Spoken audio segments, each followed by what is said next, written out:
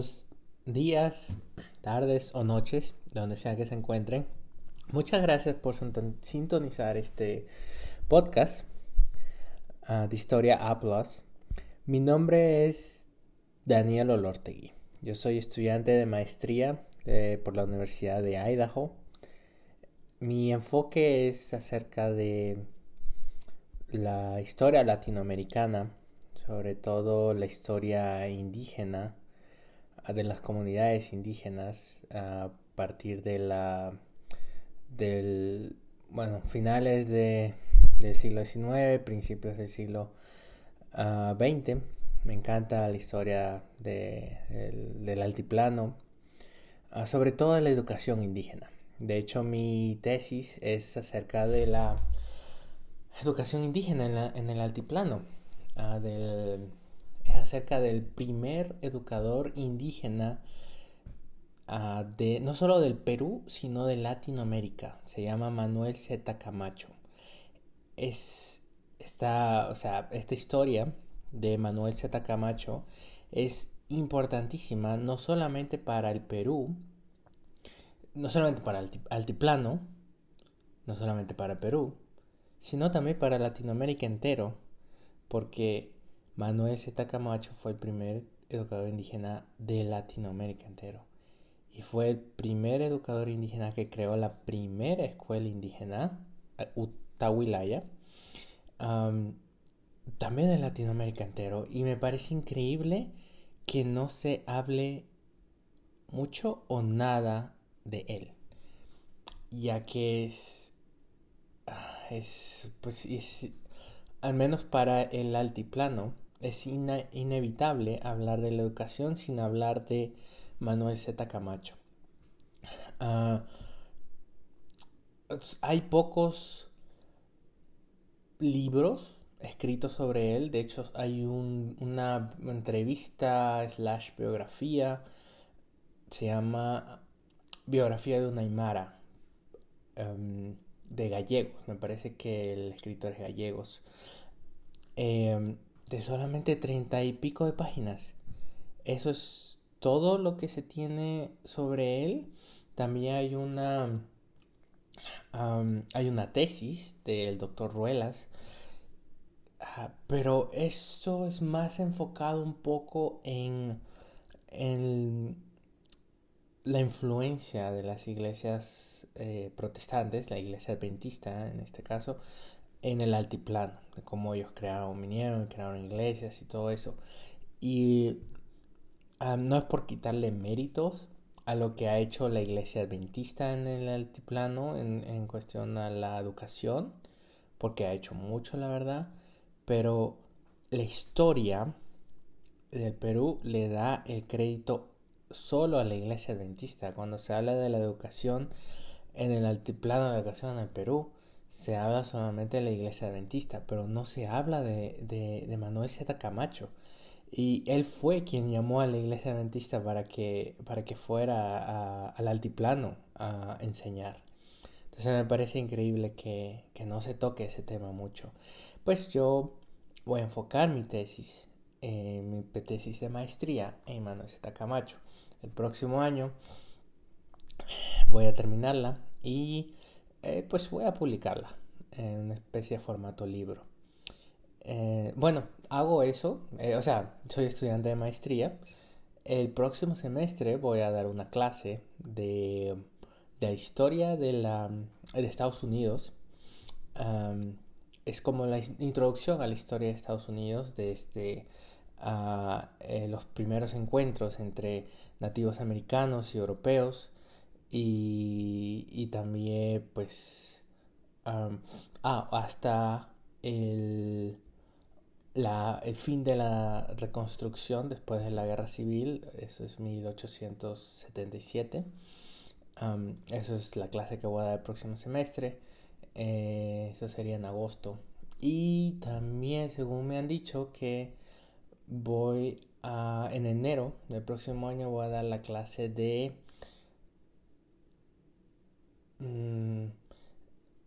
la segunda parte de la historia de Estados Unidos, que sería de 1877 hasta el día de hoy. sí, eso es más o menos mi historia, mi enfoque de investigación. Y pues ahora mismo, como bien dice el título de este episodio, quisiera hablar de algo um, que ha ocurrido en estas últimas semanas y, y que es algo muy controversial. Um, Se ha tocado mucho el tema del LUM, del lugar de la memoria y de su cierre. He visto muchos, he visto muchos noticieros, muchos youtubers que han hablado acerca de que han hablado acerca de esto, pero hay un tema que es un debate que se encuentra en todo este problema que no se ha tocado y quisiera tocar un poco, al menos algunos minutos. Pero primero vamos a repasar lo que sucedió para los que no se han enterado. El día martes 28 de marzo del 2023, un grupo de funcionarios de la municipalidad de Miraflores llegaron al LUM, al lugar de la memoria, para hacer una inspección.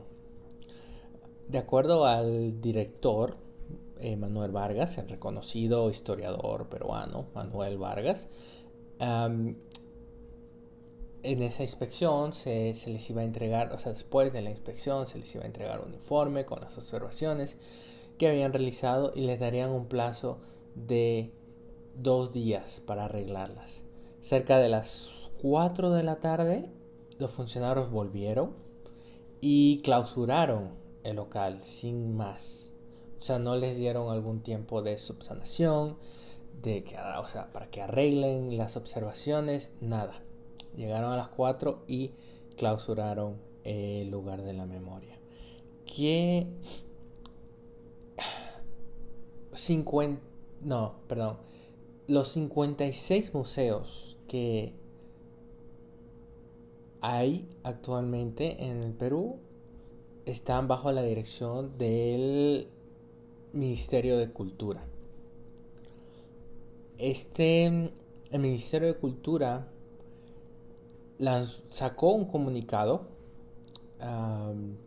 lamentable, muy tibio, muy sumiso, donde no condena el cierre del LUM, donde ni siquiera mencionan la arbitrariedad de esta municipalidad de Miraflores. E incluso, según Ojo Público, el Ministerio de Cultura les ordenó a los funcionarios del LUM que no declaren a la prensa. Entonces, el alcalde de Miraflores se llama Carlos Canales y él, este personaje, pertenece a Renovación Popular. Vamos a hablar un poquito primero de Carlos Canales. Este alcalde de Miraflores ha manifestado públicamente que está a favor de la impunidad de los militares y policías que estuvieron involucrados en las matanzas de las marchas de estos últimos meses. Él está diciendo de que pues no se les debería acusar ni nada, sino que ellos deberían estar pues impunes de cualquier cosa, ya que ellos solamente estaban haciendo su trabajo y protegiendo a la sociedad de terroristas. Entonces, pues, el alcalde de Miraflores hizo esto, ¿verdad? Ok. Lo más coincidencial de este cierre, lo más sospechoso de este cierre, es que ocurrió en el mismo día en que Amnistía Internacional iba a presentar su informe anual sobre los derechos humanos. Y esa reunión iba a ser a las 6. Y los funcionarios de la municipalidad de Miraflores cerraron el LUM a las 4. Entonces, ellos, la, esta reunión en esta reunión iban a participar la presidenta de Amnistía Internacional en Perú, Ana María González, la directora ejecutiva, Marina Navarro,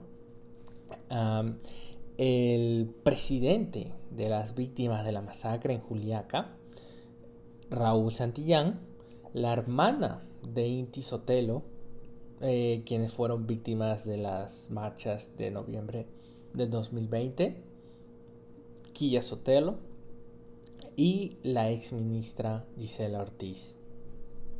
Este informe de Amnistía Internacional es demoledor contra el gobierno de Dina Boluarte. De hecho, una de sus conclusiones es la siguiente, y voy a leer textualmente. Se ha usado de manera ilegal las armas letales para la represión de las manifestaciones. Se han usado de manera indiscriminada las armas menos letales como el uso de perdigones y como las bombas de gas lacrimógeno disparadas directamente hacia el cuerpo. Lo que significa que estamos hablando de ataques generalizados hacia la población. Y unos ataques generalizados además han tenido un claro sesgo racista, un claro sesgo discriminatorio. Hemos estado documentando posibles casos de ejecuciones extrajudiciales. Hemos estado documentando graves violaciones de derechos humanos que han ocurrido en estas protestas. Wow. Bueno, este reporte, como vemos, es muy contundente con las matanzas que han ocurrido durante el gobierno de Dina Boluarte, y pues por eso mismo el Ministerio de Cultura no quiere no quiere apoyar a LUM, o no quiso apoyar a LUM en este cierre totalmente arbitrario de la municipalidad de Miraflores. Pero ahora bien, la municipalidad de Miraflores ayudó al Ministerio de Cultura, al gobierno de Dina Boluarte, por eso fue que cerraron el LUM. No creo, la verdad. Como ustedes saben, la cabeza de Renovación Popular, o sea, del partido donde pertenece Carlos Canales, el alcalde de Miraflores, es Rafael López Aliaga. Rafael López Aliaga y Renovación Popular entran en la casilla de un partido y un personaje radical. Sería de extrema derecha. En las palabras del mismo Rafael López Aliaga, para los que pues no crean que esto ha sido simplemente porque los funcionarios del ministerio de la municipalidad de Miraflores han encontrado fallas, que esto creo que ellos no tenían el certificado de construcción, edificaciones, algo así, pero 53 de los 56 museos que dirige el Ministerio de Cultura no cuentan con el certificado de seguridad de edificaciones. Entonces, ¿por qué solo a uno de esos, que es el LUM, por qué solo al LUM lo cierran? Entonces, Rafael López Aliaga, en el mismo día que juramentó a Carlos Canales, dijo esto: es una afrenta a las Fuerzas Armadas y a la Policía Nacional. ¿Cómo vas a poner de igual a igual conflicto armado interno y terrorismo? Por favor. Esa es la narrativa, pues, que lo quieren inventar y que no se dicen en los colegios. Nada. No podemos poner en el mismo nivel. Pues, ¿cómo vamos a poner en el conflicto armado interno? No es conflicto. Se llama terrorismo.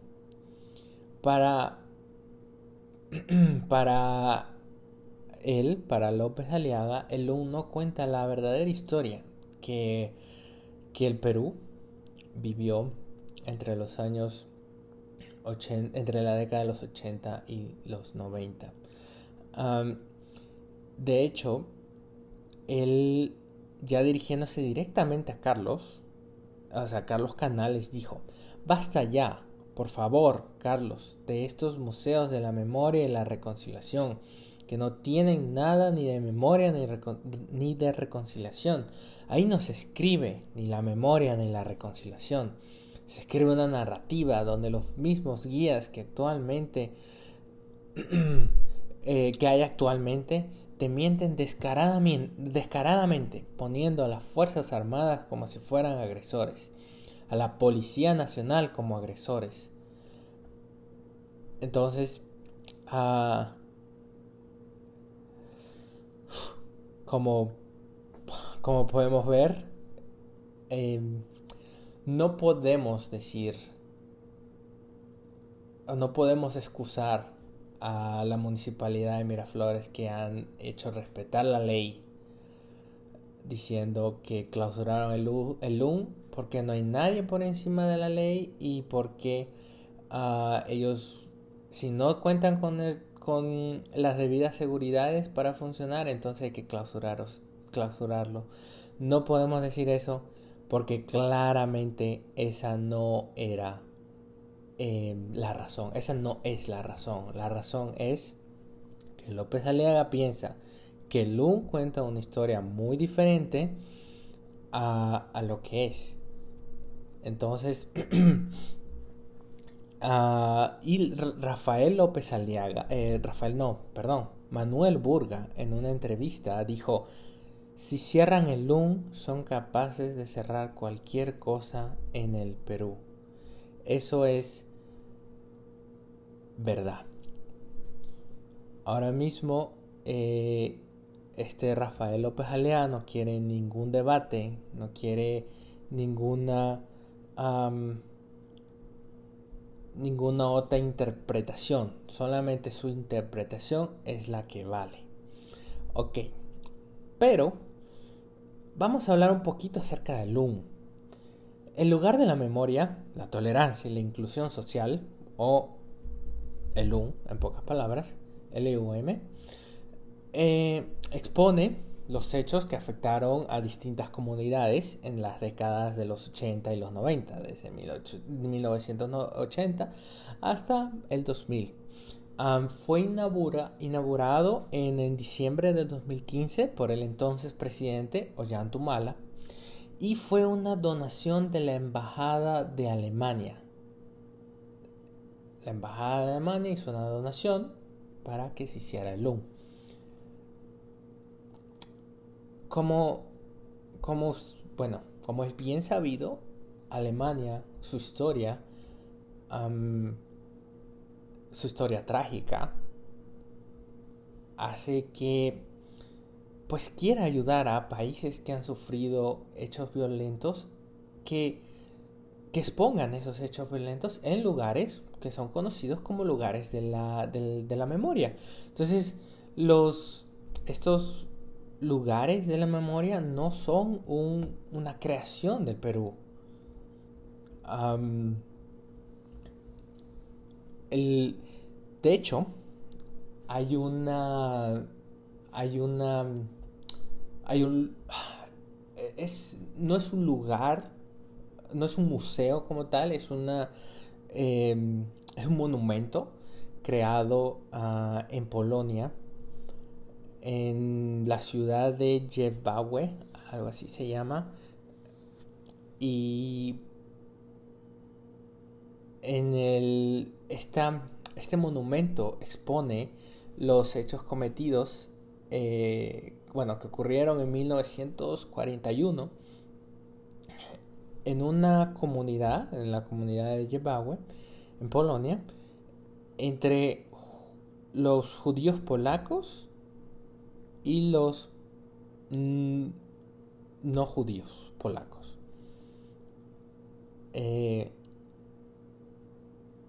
estos hechos narran que pues los no judíos polacos, los que no eran judíos, mataron a más de unas 1.600 personas, incluidas mujeres, niños y ancianos, todos judíos.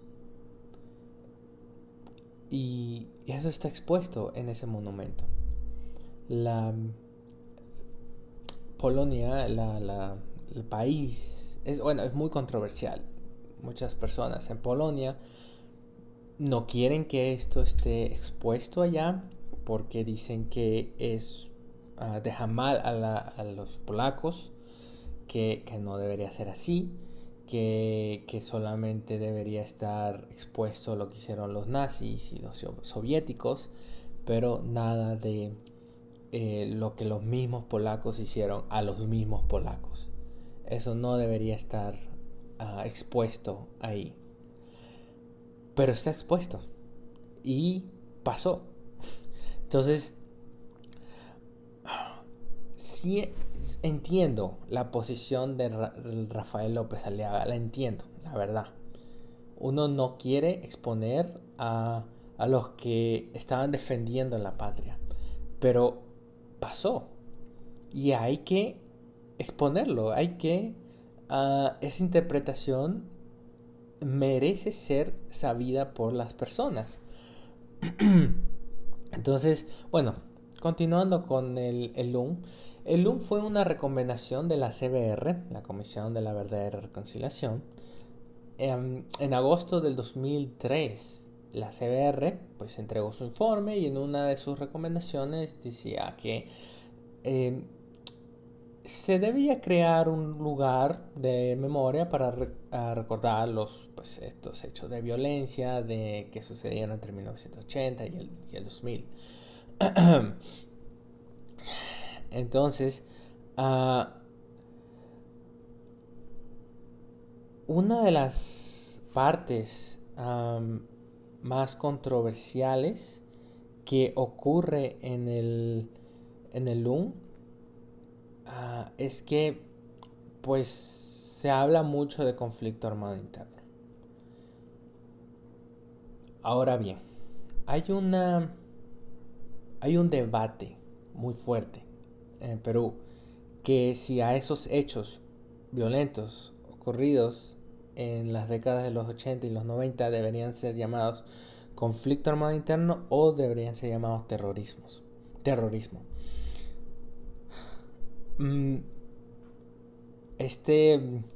Pues si uno dice conflicto armado interno, inmediatamente te tildan de rojito, que eres un caviar, que estás con la Comisión de la Verdad, o simplemente eres un terruco. Pero si pues dice terrorismo, dice, este es un radical, este está con las Fuerzas Armadas, con la Marina. Para aclarar un poco este debate, yo voy a recurrir a una voz de autoridad. Antonio Zapata, un historiador muy reconocido en el Perú, él dice que este debate no es más que una batalla semántica. Él dice, en una palabra se condensa una postura. La historia es una narración, es una interpretación. No solo es una lista de hechos, es una interpretación de los hechos. Lo que se debate es la interpretación. ¿Qué narrativa es la que se impone sobre los hechos que han ocurrido? El debate historiográfico entre el público es qué interpretación hay. Y pues doctor Zapata dice que para salir de ese debate semántico utiliza una fórmula muy efectiva. Él dice, ¿hubo un conflicto armado? Claro que sí hubo un conflicto armado. Hubieron bandos que utilizaron armas, pues fue un conflicto armado, ¿verdad? ¿Fue interno? Claro que fue interno. No ocurrió ni en Chile ni en Ecuador, ocurrió en el Perú. Fue un conflicto armado interno. En este conflicto armado interno, ¿Se empleó el terrorismo? Por supuesto que sí, extensamente, sin ninguna duda se empleó el terrorismo. El terrorismo. Estos términos, conflicto armado interno y terrorismo, no son términos antitéticos, no son como el blanco y el negro.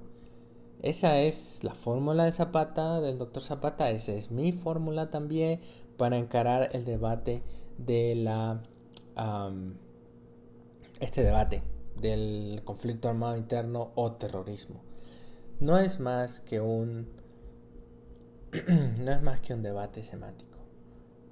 Uno puede usar muy bien o conflicto armado interno o puede usar muy bien terrorismo y pueden usarse en la misma oración, un de izquierda, de derecha, extrema, centro, lo que quieras, puede usarlo y no se va a pues pasar de bando por usar uno o el otro término.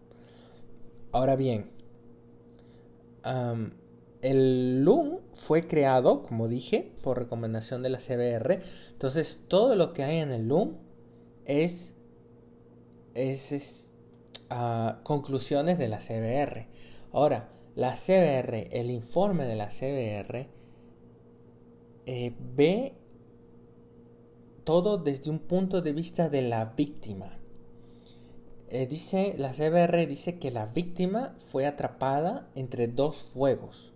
El fuego del terrorismo, Sendero Luminoso, MRTA, y las fuerzas del orden. Esta interpretación es la que rechaza ambos fuegos.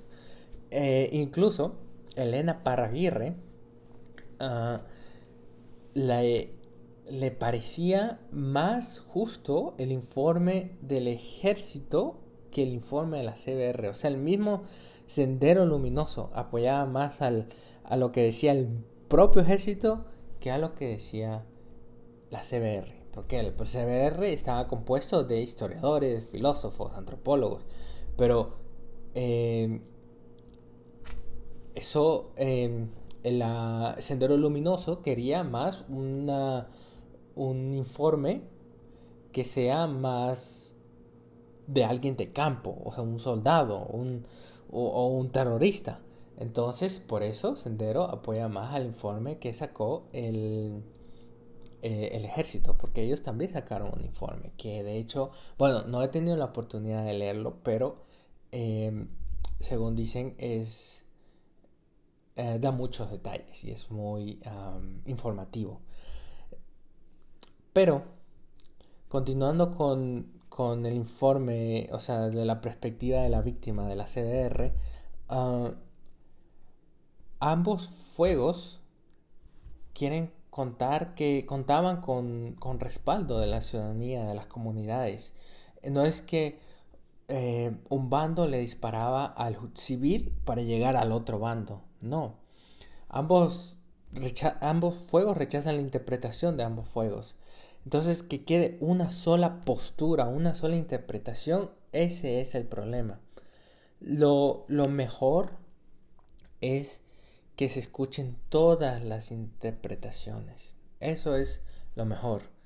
No que, no como Rafael López Aliaga, la interpretación del terrorismo, o sea, desde el punto de vista de las Fuerzas Armadas, es la que vale y es la que es. No. Me parece que Carlos Canales decía que es, o Rafael López Aliaga, no me acuerdo, que ellos decían que se debía cerrar el LUN y reconstruir, eh, pero que se ha dirigido esta vez por las Fuerzas Armadas. Eso me parece que está muy mal porque ya no sería desde el punto de vista de la víctima, sino desde el punto de vista de un bando, que sería en este caso de las Fuerzas Armadas. Es como si, bueno, ya tenemos interpretaciones de un montón de interpretaciones de la de Sendero Luminoso. Hay un montón de libros escritos hasta por el mismo um, eh, Abimael Guzmán, Elena Parraguirre, Antonio Zapata tiene muchos libros escritos de Sendero Luminoso. Mucho, mucho desde el punto de vista eh, desde el punto de vista de Sendero Luminoso. Como dije, el ejército también tiene un informe, um, pero cuando la víctima tiene el derecho de contar su propia historia. Por eso está el LUM. Y me parece excelente, me parece um,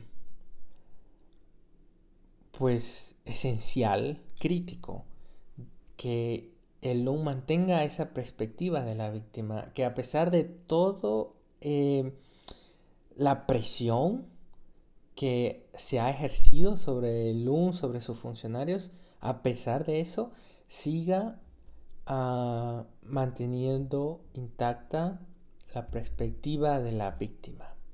Eso me parece muy bueno y espero de verdad que siga así, que sobreviva, que aunque Rafael López Aliaga haga todo lo posible por cerrarlo, por cambiarlo, espero que siga así.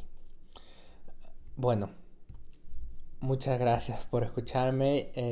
No quiero tardar tanto en estos, sobre todo aquí en mi primer episodio de este podcast. Um, de hecho, quería invitar a una persona, a un profesor, el doctor Feldman, que es un importante antropólogo aquí en mi universidad. Él tiene un libro titulado Cuando el Estado elabora el pasado, el Perú de posguerra y el lugar de la memoria. Excelente libro, se lo recomiendo que lo lean. Se llama Joseph Feldman y el libro Cuando el Estado elabora el pasado, el Perú de posguerra y el lugar de la memoria. Se lo recomiendo, léanlo. Y pues quería invitarlo a él, pero su agenda está muy llena. Bueno, sobre todo en estas semanas ha tenido algunas entrevistas y pues no ha podido acompañarme. Espero que en algún momento lo tenga para hablar de esto o otros temas. De hecho, quisiera hablar más con más tiempo acerca de Sendero Luminoso y todo lo que um, toda la historia que me fascina. Esa historia la he investigado muy de cerca, ya que los principales afectados, el 75% de las muertes de las víctimas de, del terrorismo de esos años fueron campesinos e indígenas. Y pues afectados muchos del altiplano, de los Andes, y pues o sea, esa es la región en la que yo estoy investigando mucho. Por eso uh, estoy he investigado mucho de esa parte de la historia del Sendero Luminoso en estas regiones que realmente han sufrido mucho. Pero bueno, esto ha sido todo por hoy. Muchas gracias por escucharme. Espero que la próxima semana también estén sintonizándome y hasta luego. Muchas gracias.